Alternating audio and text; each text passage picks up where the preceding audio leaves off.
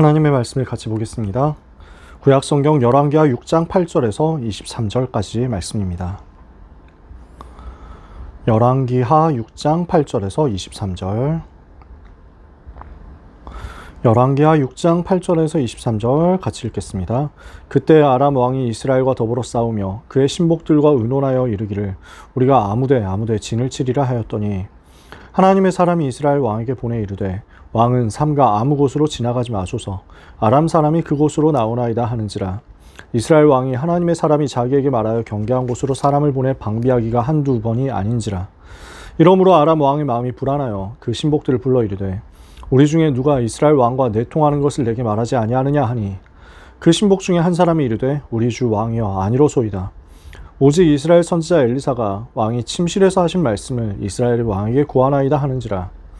왕이 이르되 너희는 가서 엘리사가 어디 있나 보라. 내가 사람을 보내어 그를 잡으리라. 왕에게 아뢰어 이르되 보라 그가 도단에 있도다 하나이다. 왕이 이에 말과 병과 많은 군사를 보내매 그들이 밤에 가서 그 성읍을 에워쌌더라.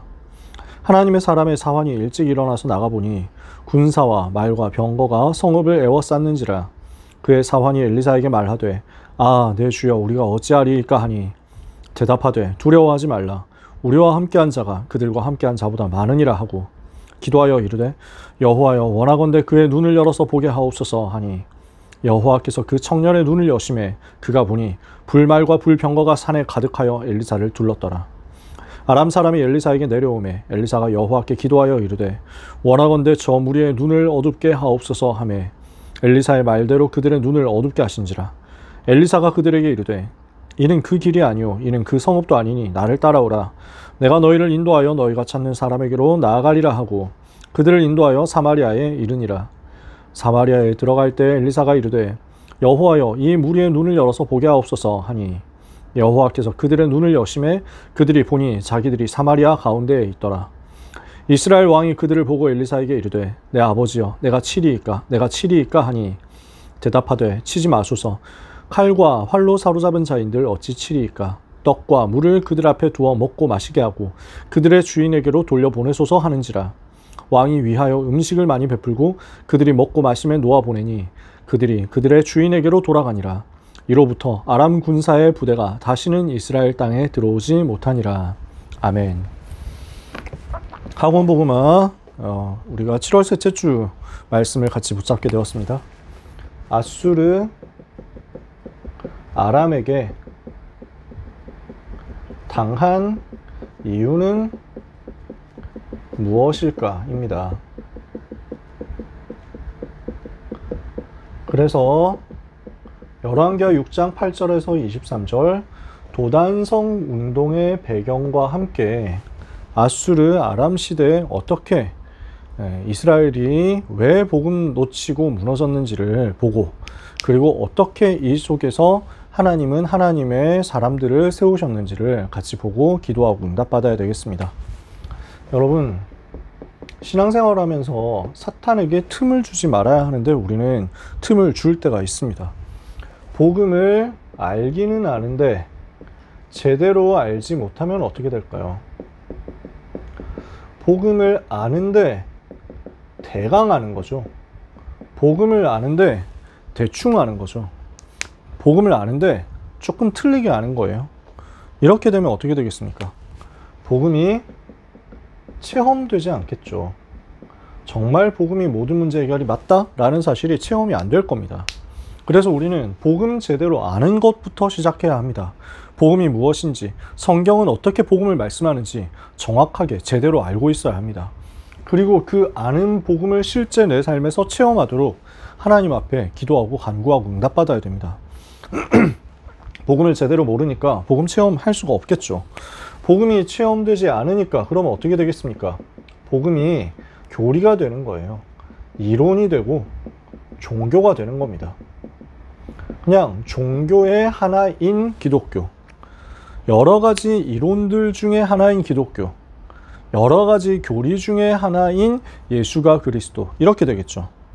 그러면 어떻게 될까요? 살아가면서 복음을 붙잡는 것보다 자기 머리를 쓰는 것이 더 중요하고 효율적인 방법인 것처럼 생각하게 될 겁니다. 복음을 붙잡는 것보다 내 머리, 내 지혜, 내 방법, 내 노력, 내 지혜를 더 의지하게 될 겁니다. 그것을 보고 인본주의라고 합니다. 하나님이 중심이 되고 하나님의 말씀이 중심이 되어야 하는데 하나님보다 내 생각이 앞서가는 거죠. 하나님에 대한 믿음보다 나의 염려가 우선이 되고 하나님께서 하시겠다라는 것보다 그 믿음보다 그냥 내가 어떻게든 해야 되겠다. 대책을 세우고 방법을 찾아보고 어떻게든 해결해 보려고 하는 자기의 노력과 수단과 방법을 더 빠르게 생각하고 더 중요하게 생각하고 그것을 더 간절히 붙잡게 될 겁니다. 이러면 어떻게 됩니까? 이때 이것을 사탄은 너무 잘 알고 있습니다. 이 순간 사탄은 틈을 타는 겁니다. 왜 사탄이 틈을 타게 됩니까? 복음이 오직이 아니기 때문입니다. 복음이 오직 되어야만 흑암이 꺾이는데 복음이 오직이 아니니까 이때는 사탄이 이 부분을 쉽게 생각하고 들어오는 겁니다. 사탄의 권세는 그리스도 앞에만 무너지거든요. 이 복음이 정확하게 선포될 때 예수님이 그리스도시고 그분이 십자가에서 피 흘려 죽으시고 부활하심으로 사탄과 죄와 지옥의 모든 저주 문제를 끝내셨다라는 것이 명백하고 정확하게 증거되어야 하는데 그때 사탄이 두려워하는데 예수 이름 아니면 두려워하지 않는 사탄, 진짜가 말할 때만 진짜가 예수 이름 말할 때 두려워하는 사탄, 가짜들이 흉내 냈을 때는 아무것도 두려워하지 않는 그 사탄이 이걸 두려워하지 않을 거란 말입니다.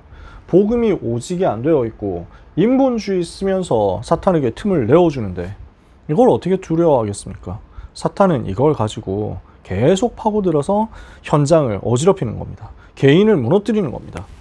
솔로몬 왕이 바로 그런 실수를 한 거죠. 어떤 실수를 했냐? 솔로몬은 다윗의 아들입니다. 하나님께서 많은 지혜를 주셨어요. 그래서 솔로몬은 지혜로운 사람의 대표잖아요. 하나님이 주시는 많은 지혜가 있었고 많은 은혜를 하나님으로부터 받았습니다. 진짜 큰 은혜 받았죠. 그래서 성경에 솔로몬이 쓴 내용도 많이 있습니다. 아가서, 전도서, 잠언, 또 시편에 있는 여러 시들 솔로몬이 썼거든요. 굉장히 능력을 많이 받았습니다. 그 중에서 아버지 다윗에게 전달받은 것이 있습니다. 뭐냐? 성전을 지으라는 미션이었습니다. 그래서 이것이 성취되어서 하나님께 예배하는 성전을 건축하고 하나님께 영광을 돌리는 은혜도 받았습니다. 굉장한 성공을 한 거죠. 그러니까 하나님께서 여기에 많은 축복을 주시고 그 축복의 결과로 부요함도 임했습니다. 경제적으로도 진짜 많이 부흥되고 잘 나가고 이렇게 했거든요. 근데 문제는 뭐냐면 이런 지혜로, 이런 성공으로, 성취로, 이런 축복으로 하나님만 바라봐야 되는데 여기에서 틈이 생기는 겁니다. 인본주의가 파고드는 거죠. 어떤 인본주의였냐면요. 솔로몬이 너무 지혜롭잖아요. 자기 나라를 어떻게 하면 더 잘 다스릴까 이런 생각을 하는 겁니다.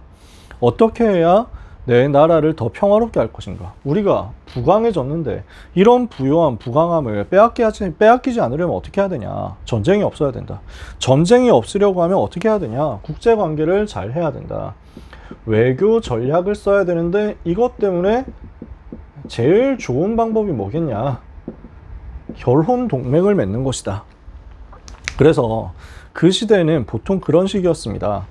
어떤 왕이 있으면 그 왕 또는 왕자 이런 사람에게 이제 결혼을 해가지고 동맹을 맺으면서 특히 이제 공주를 시집 보낸다. 이렇게 하면은 이걸로 인지를 잡아두는 효과가 있었습니다.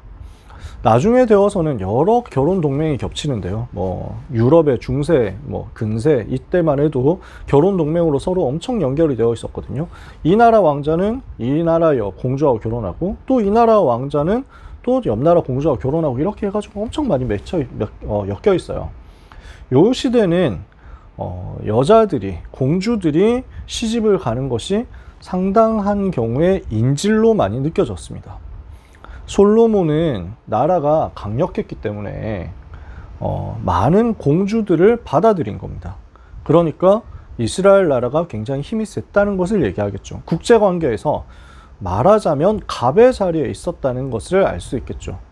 그래서 주변 여러 나라들이 의리된 거예요. 심지어 그 강대국 애굽도 자기 공주를, 애굽 왕 바로가 자기 공주를 솔로몬에게 시집 보냅니다. 이 정도로 이스라엘이 강력했고 강성했고 솔로몬이 잘 나가고 있었다는 얘기죠.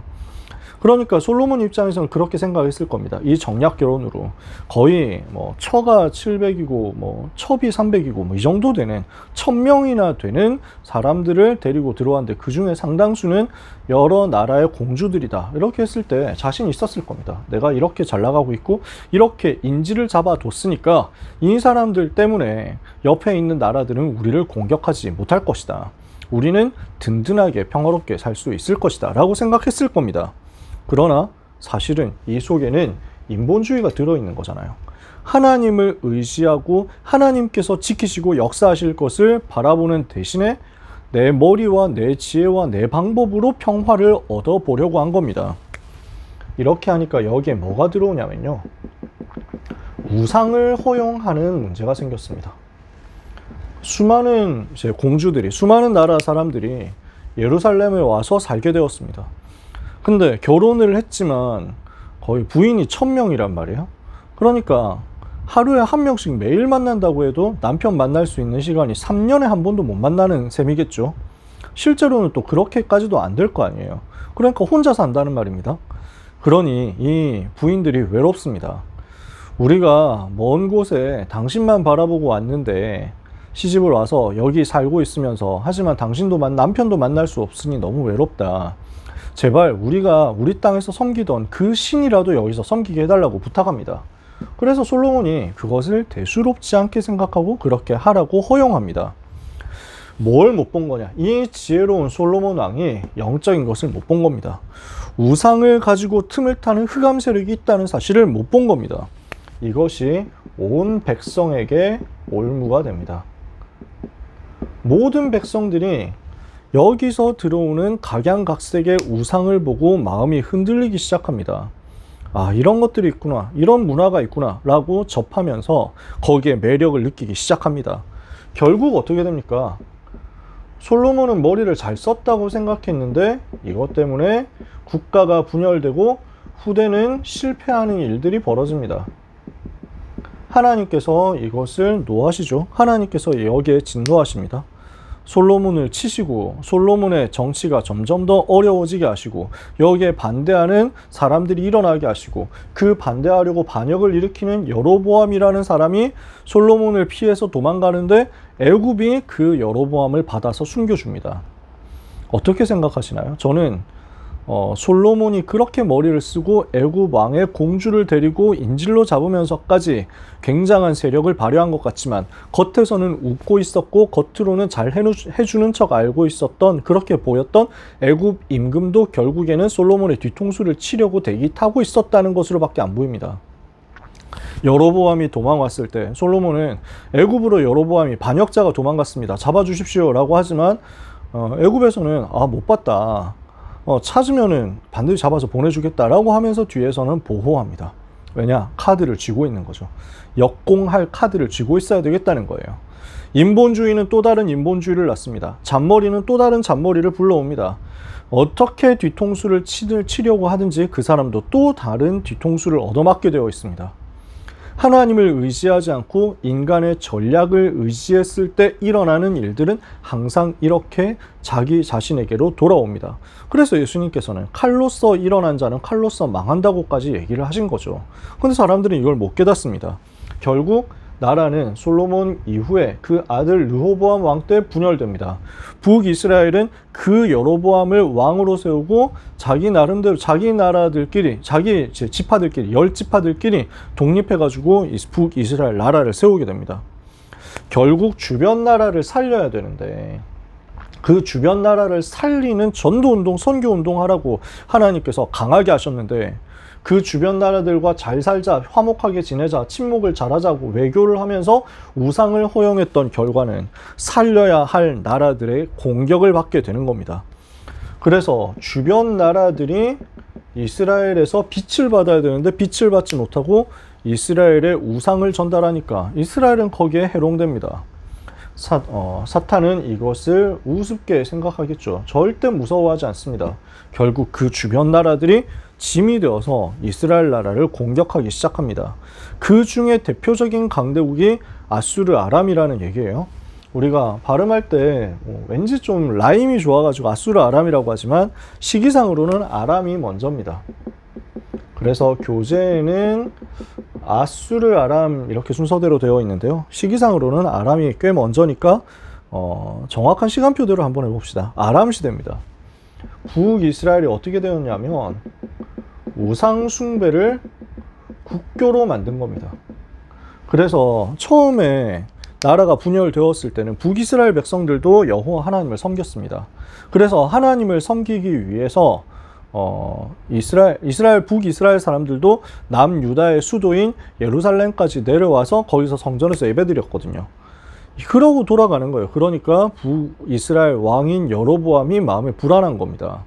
저렇게 가다가 결국 마음이 남유다 사람들에게로, 남유다 왕국에게로 더 향하게 되면 어떡하냐. 그래서 불안에 빠진 여로보암이 또 인본주의를 씁니다. 베델, 북이스라엘의 베델에다가 금송아지를 만들어 놓고 이것이 너희가 섬길 신이다. 이것이 북이스라엘 나라가 섬길 신이다 하고 선언합니다. 이걸 국가 종교로 만들고 여기에 섬기고 남유다로 내려가지 못하도록 국경을 차단합니다. 어떻게 되겠습니까? 재앙이 올 수밖에 없잖아요. 우상 때문에 재앙이 온 건데 북이스라엘은 그 우상 숭배를 국교로 만들었다. 어떻게 되겠어요? 그 여로보암도 비참하게 죽고 그 자손들도 비참하게 죽임을 당하고 여로보암이 세운 왕조는 얼마 가지 못하고 무너집니다. 북이스라엘은 왕조가 계속 교체됩니다. 제일 많이 오래 갔던 왕조가 한 5명 정도 이어진 왕조였습니다. 그래서 한 가문이 5대를 넘기지 못하고 다 멸망당하고 불과 뭐 한 대, 2대 만에 끝나는 왕조도 너무 많았고요. 이렇게 되면서 계속 가다가 오므리라는 사람이 자기 임금을 살해하고 쿠데타 반란 일으켜서 살해하고 자기가 왕이 되었습니다. 그리고 이 오므리가 철권 통치를 하는데 왕권이 굉장히 강력했고 나라도 굉장히 성공하는 것처럼 보이게 됩니다. 그 아들 아합이라는 사람이 왕이 되었습니다. 그리고 역시나 정략 결혼을 해서 이세벨이라는 이웃나라 공주와 결혼을 합니다. 근데 아합도 우상숭배하는 사람이지만 이세벨도 어마어마하게 우상숭배하는 사람이었습니다. 그래서 바알과 아세라 신을 섬기는 것을 국가 종교로 만들고 여기에 반대하는 여호와의 선지자들을 핍박하는데 이 여호와의 선지자들을 잡아서 다 찾아서 죽이는 겁니다. 국가 반역자로 선포해가지고 교회를 공격하고 목회자를 공격하는 일들 이렇게 해가지고 사탄에게 끌려가고 사탄에게 잡히는 겁니다. 완전히 잡혀서 하나님의 백성들을 하나님의 선지자들, 하나님의 사람들을 잡아서 다 하나씩 죽입니다. 근데 문제는요, 또 육신적인 부강함을 보니까 이스라엘 백성들은 여기에 속는 겁니다. 이 속임수, 눈에 보이는 것이 잘 되는 것처럼 보이는 이 속임수에 속아서 우상을 지지하고 우상에 현혹되는 겁니다. 이게 좋다라고 생각을 하게 되는 겁니다. 야, 저 바알과 아세라 섬기니까 실제로 우리나라가 더 잘 살게 되었다. 실제로 우리나라가 돈을 더 잘 벌게 되었다. 야, 주변 나라들을 군사적으로 압박하면서 우리가 다시 커졌다. 야, 이거 하니까 너무 좋다. 눈에 보이는 잠깐의 성공 때문에 사탄이 가져다주는 잠깐의 이익 때문에 여기에 눈이 어두워져서 미혹당해서 온 백성들이 하나님의 선지자들을 핍박하고 괴롭히고 미워하게 됩니다. 결국 어떻게 됩니까? 잘 되는 것 같지만 심판은 다가옵니다. 기근이 몰려오고 또 아람 나라라는 옆에 강대국이 쳐들어와서 이스라엘 나라를 어렵게 만듭니다. 그래도 정신 못 차립니다. 어떻게 생각하는지 아세요? 이렇게 되면 야, 우리가 우상 숭배에 저 바알과 아세라 신을 제대로 못 섬겨서 그렇다 이렇게 생각합니다. 뭔가 문제 오면 이거 가지고 회개해야 되는데 회개하는 대신에 어떻게 하냐면요, 이스라엘 백성들은 아합과 이세벨의 말을 듣고 야, 아직도 여호와라는 신을 섬기는 선지자들이 남아가지고 그 소리 하고 있으니까 바알과 아세라 신이 노하셨구나 이러고 있는 겁니다. 언제 되겠습니까? 안 되겠습니까? 지금도 시대는 그렇습니다. 하나님은 경고하시지만 그 경고를 사람들이 알아차리지 못하는 경우가 너무 많죠. 그러나 이 시대를 뒤집은 사람이 나왔습니다. 엘리야와 엘리사라는 전도자가 나온 겁니다. 뭘 했습니까? 말씀 운동을 펼친 겁니다. 복음 운동을 펼쳐서 재앙 막는 전도 운동을 시작한 겁니다. 갈멜산에서 바알과 아세라를 섬기는 850명 선지자들과 엘리야가 850대 1로 싸운 겁니다. 그리고 하나님이 살아계신 것, 여호와께서 참된 하나님이시요 유일하신 하나님이시라는 것을 증명했습니다. 여호와 하나님이야말로 참신이고 바알과 아세라를 비롯한 우상들은 거짓신들이구나 하는 것을 모든 백성들 앞에서 보였습니다. 이렇게 나타내니까 백성들이 일어나서 저 850명 선지자들을 쓰러뜨리고 여기에 죽여버리고, 그리고 엘리야는 일어나서 하나님께 기도하는데 하나님께서는 3년 6개월 동안 비가 오지 않던 이스라엘에 비를 주신 것입니다. 이렇게 되니까 너무 역사가 일어났죠. 사람들은 여호와 그는 하나님이시로다 이러면서 비로소 알게 됩니다. 하지만 이세벨은 기분이 나쁩니다. 아합과 이세벨 기분 나쁩니다. 지금 이 갈멜산 대결에서 공식적으로 졌기 때문에 바알과 아세라 선지자들이 다 살해를 당했지만, 죽임을 당했지만, 그러나 아합과 이세벨은 이것을 두고 보복해야 되겠다라고 생각하면서 이를 갈게 됩니다. 특히 이세벨이 그럽니다. 그러니까 저 엘리야를 반드시 잡아서 처형할 것이다. 그래서 사형 선고를 내립니다. 엘리야가 이것을 알고 도망합니다. 도망하다가 지쳐서 쓰러집니다. 더 이상은 갈 수 없다. 그래서 로뎀나무 아래 지쳐서 쓰러진 엘리야는 하나님께 기도합니다. 주여, 이제 조카오니 제 생명을 거두어 가시옵소서. 저는 제 조상들보다 낫지 못하나이다. 근데 하나님은 시작도 하지 않으셨는데 엘리야는 다 끝난 줄 알고 있죠. 하나님의 진짜 방법은 무엇이었냐? 열심히 하고 노력하고 뭔가 임팩트 있는 일을 일으키는 데 있지 않았습니다. 복음을 증거하는 말씀 운동 일으키라는 것이었습니다. 천사를 보내서 엘리야에게 떡과 물을 주어 먹고 마시게 하고 힘을 얻어서 40주 40야를 가서 하나님의 산 호렙에 이르게 했습니다. 그리고 그 호렙산에서 말씀하십니다. 엘리사를 찾아서 제자로 세워라. 왕들을 바꿔라. 내가 바알에게 무릎 꿇지 않은 7천을 남겨놓았다. 이 7천 제자를 중심으로 그 무릎을 바알에게 꿇지 않고 바알에게 입맞춤을 하지 않은 7천을 내가 남겨놓았으니 이들을 데리고 훈련시켜서 말씀운동에서 이스라엘을 살려라. 그래서 엘리야와 엘리사가 바로 이 일을 하기 시작합니다. 선지자의 생도들을 세우고 훈련시키는 겁니다. 이렇게 했더니 하나님은 어떻게 됩니까? 어떻게 하십니까? 엘리야가 하늘로 회리바람을 타고 하늘로 올라간 이후 남은 엘리사는 엘리야에게 임했던 성령의 충만함이 갑절이나 내게 있게 하옵소서 하고 기도하다가 그 응답을 실제로 받죠. 갑절의 성령 충만을 받고 도단성 비롯한 모든 지역 곳곳의 현장에서 제자들을 세우고 훈련시킵니다. 이랬더니 하나님께서는 도단성에 주의 천군을 보내셔서 하나님의 사람 엘리사를 보호하시는 겁니다. 그래서 엘리사 때문에 북이스라엘에 사는 거예요. 북이스라엘 왕들은 아합 왕은 이미 죽었고 그 다음 왕들이 지금 통치를 하고 있는데 그 왕들 여전히 우상 숭배합니다. 그러나 하나님은 엘리사 한 사람과 엘리사를 통해서 일어나는 남은 자 7천을 비롯한 제자들을 보시고 그들이 일으키는 말씀운동과 그 말씀운동에 응답을 받고 답을 찾아가지고 여호와를 섬기는 이스라엘 백성들을 보시고 이스라엘을 구원하시되 그 왕들도 보호하신 겁니다. 이러니까 아람 왕 입장에서는 굉장히 기분이 나쁜 겁니다. 누가 스파이가 있구나. 어떻게 우리가 습격하려 할 때마다 다 피해가느냐. 이러니까 그게 아니라 엘리사가 다 알려주는 것입니다 하고 신하들이 얘기하죠. 이 말은 무슨 말입니까? 아람 왕의 궁전에도 아람 왕의 신하들 중에도 이미 엘리사의 메시지를 듣고 여호와를 아는 사람들이 나오고 있었다는 얘기죠. 대표적으로 누굽니까? 열왕기하 5장 바로 앞장에 보면 아람 나라의 국방장관이라고 할 수 있는 군대 장관인 나아만이라는 사람이 엘리사를 만나서 자기 병을 치유받고 여호와 하나님 섬기게 되거든요. 뭐 그런 일이 있었기 때문에 아마 아람 왕의 궁전에서 일어나는 일들을 나중에 다 엘리사에게 알려줬으니까 우리가 이 아람 왕과 신하들이 하는 대화를 알 수 있고 여기에 성경에 기록될 수 있었겠죠. 그래서 엘리사가 도단성에 있다는 사실을 듣게 된 아람 왕이 군대를 보내서 도단성을 포위합니다. 하지만 하나님은 오늘 우리가 읽은 본문대로 불말과 불병거를 도단성에 보내셔서 하나님의 사람을 보호하시고 엘리사와 렘넌트와 그들이 지키고 있는 이스라엘 나라는 싸우지 않고 승리하게 된 겁니다. 그래서 나아만을 살리고 싸우지 않고 아람을 변화시키는 응답을 하나님께서 이들에게 허락하신 거죠. 싸우지 않고 아람 시대에 승리하는 역사 일어난 것은 말씀 운동이 일어났기 때문이었다. 우상 시대에는 재앙 올 수밖에 없는데 그 우상 막는 복음 운동이 일어나니까 하나님 거기에 역사하셨다는 얘기예요. 시간이 더 지났습니다. 이제는 다른 강대국이 일어납니다. 아수르라는 나라입니다. 그 아수르의 수도가 니느웨거든요. 들어보셨나요? 여기를 하나님께서는 살려내라고 하셨는데 사람들이 못 알아들었습니다.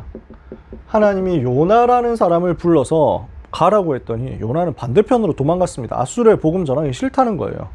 그러니까 하나님은 풍랑 일으켜서 요나를 끄집어내시죠. 물고기를 예비해 두셨다가 요나가 물고기 뱃속에서 사흘 동안 있다가 물고기가 토해내죠. 이래서 다시 이제 터덜터덜 니느웨로 어쩔 수 없이 가는 겁니다. 요나라는 사람을 통해서 학자들은 연구하기를 이 요나가 아무래도 엘리사의 제자였을 것이다 라고 이야기합니다. 이 요나를 통해서 니느웨라는 이 동네에 복음이 처음으로 전해집니다. 비로소 복음이 전해집니다. 니느웨 왕과 백성들이 하나님 앞에 회개합니다. 돌아왔습니다. 그러나 이 선교가 지속되지 않았습니다. 선교가 계속 이 복음이 계속 전달되고 빛이 계속 비춰졌어야 되는데 한때의 선교로 끝난 겁니다. 이렇게 되니까 어떻게 됩니까? 우상에 빠진 그 상태로 돌아가는 겁니다. 왕들도 백성들도 우상 숭배로 돌아갑니다. 이렇게 되니 어떻게 됩니까? 북이스라엘은 아수르 나라 때문에 결국 멸망하게 됩니다. 남유다도 점점 힘을 잃어버리게 됩니다. 이 시대였습니다.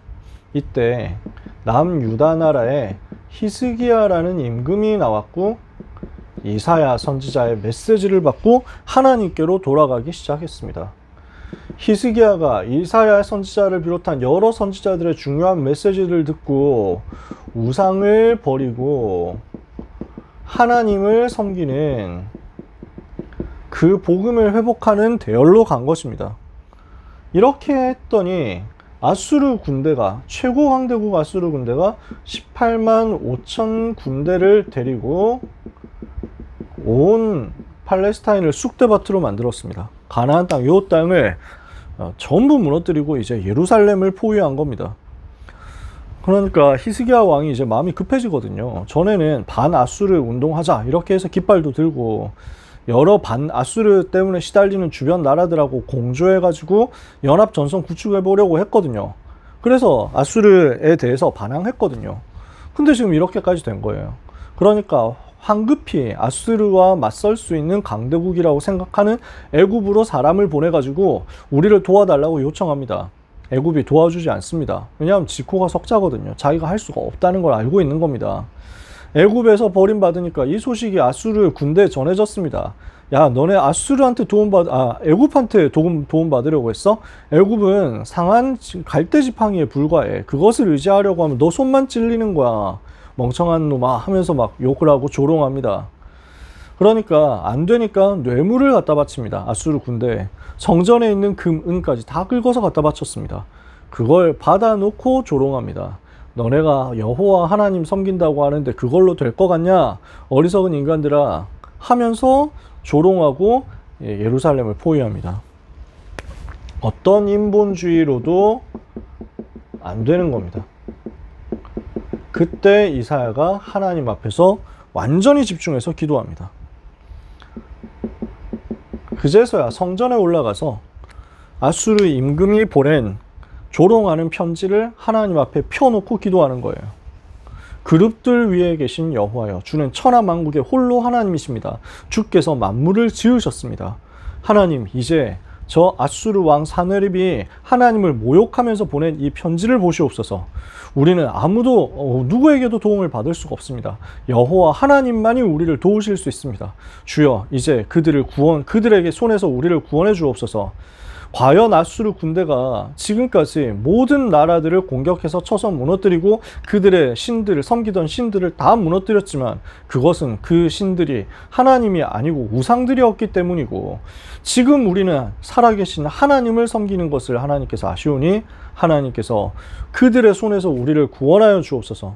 그리하여 천하 만국으로 하여금 여호와만이 홀로 하나님이신 것을 알게 하여 주옵소서. 그렇게 기도하는데 하나님은 천사를 보내셨습니다. 아수르 군대 18만 5천을 꺾어버린 겁니다. 사네립 임금이 일어나서 보니까, 아침에 일어나 보니 전부 송장이 되었습니다. 사네립은 황급히 도망가서 자기 나라로 돌아갔다 거기서 암살당합니다. 그리고 나훔 선지자가 예언합니다. 니느웨, 저 아수르 멸망하게 될 것이다. 그래서 나훔 선지자의 예언대로 아수르는 멸망합니다. 그러나 하나님은 그 아수르 속에도 남은 자를 예비해 두셨습니다. 이사야 19장 23절에서 25절에 보면 하나님은 그 아수르 속에 있는, 이방인 속에 있는, 강대국 속에 있는 남은 자를 예비하시고 기억하시며 하나님께로 아수르 사람이 돌아오게 될 것을 약속하시고 예언하셨습니다. 내가 사랑하는 애굽아, 내 사랑하는 아수르야 하면서 하나님께서 애굽과 아수르를 살리시는 그 날이 올 것을 예언한 겁니다. 이렇게 해서 아수르 시대의 흐름을 바꾸는 역사가 일어난 거죠. 자, 우리는 솔로몬의 실수 때문에 우상 시대가 열렸지만 그 이후에 아람 시대와 아수르 시대에 렘넌트가 일어나서 어떻게 위기 시대 속에서 흐름을 바꿨는지를 확인했습니다. 우리의 열쇠는 이겁니다. 남은 자가 키라는 거예요. 히스기야 왕은 어떻게 됐습니까? 이렇게 해서 엄청난 승리했거든요. 굉장한 응답받았거든요. 그런데 히스기야도 다시 무너집니다. 히스기야 역시 인본주의의 함정을 피하지 못했어요. 정치를 하는 입장이니까 또 자기 머리로 정치를 해야 된다고 생각했겠죠. 그러나 이것이 반복되는 인본주의라는 함정이었습니다. 이 함정에 또 빠진 거죠. 그래서 뭘 하느냐면요, 아수르가 약해졌으니까 이 기회에 아수르 배후에 있는 다른 나라들과 연대해가지고 아수르를 무너뜨려 버리자라고 생각을 하게 됩니다. 그때 마침 아수르의 뒤에 있는 바벨론이라는 작은 나라에서 신하를 보내서 히스기야 왕을 축하하러 보냅니다. 히스기야 왕이 죽을 병에 걸렸다가 하나님께 기도했다가 살아났거든요. 그래서 회복되었다는 소식을 듣고 축하 사신을 보냅니다. 이 사신 앞에서 히스기야 왕은 너무 자기의 성공과 응답에 도취되어 버렸는지 실수를 합니다. 궁전에 있는, 국고에 있는 많은 보물들을 보여주면서 자랑을 합니다. 우리가 이 정도로 강한 나라라고, 우리가 이 정도로 부유한 나라라고. 아마 국제관계 하는 입장에서는 그런 것들을 생각했을 겁니다. 우리하고 동맹하자. 우리가 너네하고 동맹하면 아수르와 분명히 싸울 수 있다. 봐라, 우리가 이 정도 실력 있다. 이런 걸 과시하고 싶었겠죠. 하지만 영적으로 봤을 때 어떻습니까? 여호와 하나님께서 하신 거잖아요. 하나님을 자랑해야 하잖아요. 하나님이 하신 일을 높여야 되잖아요. 히스기야 임금은 우리가 이렇게 나라가 부강하다, 눈에 보이는 것 자랑한 겁니다. 그러면서 육신적인 머리를 쓴 겁니다. 하나님의 은혜를 감사하지 않고 겸손하지 않고 교만에 빠졌습니다. 하나님은 그 바벨론에게 멸망하게 될 것을 이사야 선지자를 통해서 예언하게 하셨습니다. 그 예언대로 성취되어서 나라는 망하게 되거든요. 그러면은 이것을 두고 하나님의 의도는 뭐냐는 거예요. 결국 자꾸 인본주의 쓰고 자꾸 사탄에게 틈을 주는, 복음이 제대로 체험되지 않은 그 기성세대로 안 되니까 하나님은 렘넌트를 계획하신 것입니다. 이 렘넌트가 일어나서 복음 회복할 때 강대국 살리고 세계 살리는 역사 일어날 것이다 라는 것을 답으로 주신 거죠. 그래서 하나님께서는 남은 자 7천을 아람 시대도 예비하셨다고 했잖아요. 바알에게 무릎 꿇지 않은 남은 자가 있으니까 찾아내서 이들을 통해서 말씀 운동해라. 로마서 11장에 그래서 바울이 이것을 두고 이 말씀을 찾아내서 인용하는 겁니다. 그때 바알에게 무릎 꿇지 않은 7천을 내가 남겨놓았다고 하나님께서 말씀하시지 않았느냐. 지금도 그래서 4절 5절 로마서 11장 4절 5절입니다. 내가 나를 위하여 바알에게 무릎을 꿇지 아니한 사람 7,000명을 남겨두었다 하셨으니 그런즉 이와 같이 지금도 은혜로 택하심을 따라 남은 자가 있느니라. 택하심을 따라 렘넌트가 있느니라. 우리는 이 렘넌트를 찾아내는 겁니다. 하나님께서는 이 아수르 시대에 또 렘넌트를 예비하셨습니다. 열왕기하 19장을 보면요. 30절에서 34절까지 이 위기 속에서 히스기야가 기도했을 때 그 응답을 가지고 하나님께서는 히스기야에게 전달하시면서 이렇게 말씀하십니다. 열왕기하 19장 30절에서 34절 말씀 제가 읽겠습니다. 유다 족속 중에서 피하고 남은 자는 다시 아래로 뿌리를 내리고 위로 열매를 맺을지라. 남은 자는 예루살렘에서부터 나올 것이요 피하는 자는 시온산에서부터 나오리니 여호와의 열심히 이 일을 이루리라 하셨나이다 하니라.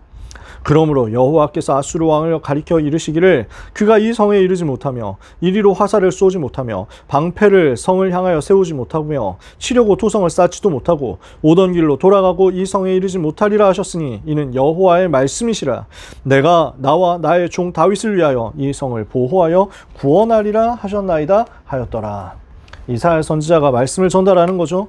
유다 족속 중에서 피하고 남은 자가 뿌리 내리고 열매 맺게 될 것이다. 그 남은 자가 일어나서 세계를 살리는 응답 받게 될 것이다. 아수르 시대 흑암을 꺾고 바벨론 시대 흑암 꺾는 증인이 될 것이다 라고 답을 주신 겁니다. 우리는 인본주의에 속지 않아야 되겠습니다. 하나님이 계획하신 그 렘넌트를 찾아 세우고 우리가 바로 그 렘넌트로 준비되어야 하겠습니다. 하나님은 렘넌트가 일어날 그 날을 기다리고 계십니다. 렘넌트가 일어나서 기성세대를 살리고 렘넌트가 일어나서 교회를 살리고 렘넌트가 일어나서 왕들 앞에 서서 세계를 살리게 될 그 날을 준비하고 계시고 기다리고 계시는 것입니다. 오늘 렘넌트가 일어나서 바로 그 응답 받게 되기를 축복합니다.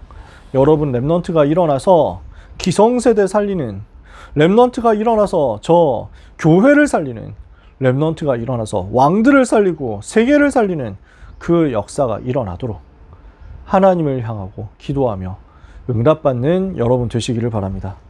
절대로 인본주의에 타협하지 말자. 우리는 우상과 싸우는 것이다. 지금도 역사하는 이 우상을 우리는 절대로 허용하지 않고 이 우상과 싸워서 영적인 싸움에서 승리할 것이다. 그리고 세계복음화하도록 강대국, 아람 아수르 같은 강대국 살리고 세계 살리는 응답 받을 것이다. 여기에 하늘 가진 렘넌트가 일어날 때 하나님은 시대를 바꾸실 것입니다. 귀한 렘넌트와 모든 전도자 여러분에게 하나님이 주시는 그 소망의 약속이 성취되는 역사 있기를 예수 그리스도 이름으로 축복합니다. 기도하겠습니다. 하나님 감사합니다. 우리를 불러서 이 시대에 남은 자 되게 하시고 뿌리를 내리고 열매 맺도록 은혜 주시니 감사합니다. 바알에게 무릎 꿇지 않은 7천의 제자를 찾고 남은 자를 찾고 렘넌트를 찾아서 세계복음하는 증인의 길을 가게 하여 주옵소서. 오늘 이 시간 기도하는 하나님의 자녀들에게 성령으로 충만케 역사하여 주옵소서. 재앙 막는 역사가 반드시 일어나도록, 우상과 싸우는 역사가 반드시 일어나도록 인본주의에 속지 않고 타협하지 않으며 사탄에게 틈을 주지 않으며 복음을 오직으로 붙드는 역사가 각 사람에게 임하게 하여 주옵소서. 예수 그리스도의 이름으로 기도합니다. 아멘.